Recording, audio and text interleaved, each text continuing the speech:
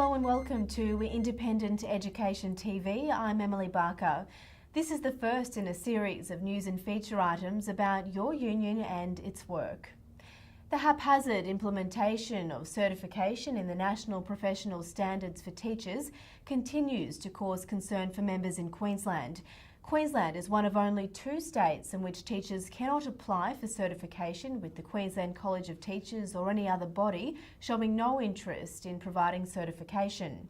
The absence of an independent body to provide certification means employers who embrace the standards for wage classification purposes are doing so for narrow industrial reasons.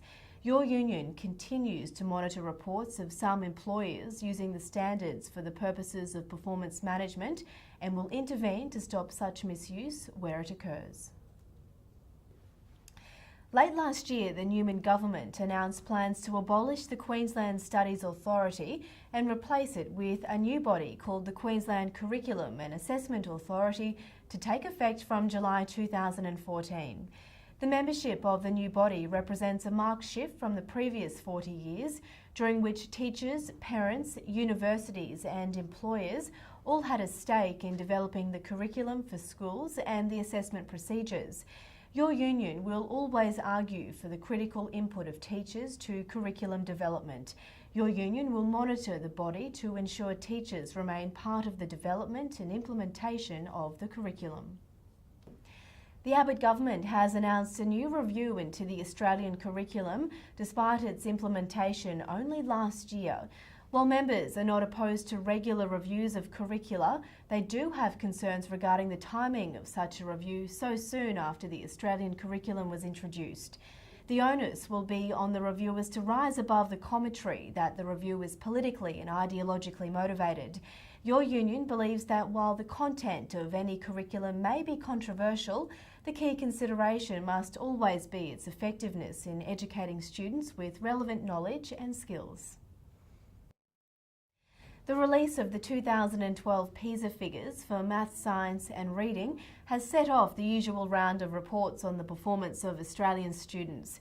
The PISA results are not a de facto assessment of teachers who continue to provide high-quality education. The PISA results, in fact, reveal a clear correlation between a student's performance and the social circumstances from which they come.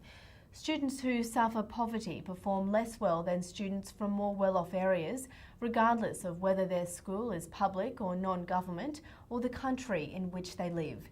Your union will continue to defend against unwarranted attacks on teachers who do much to close the gap for disadvantaged students in many school communities.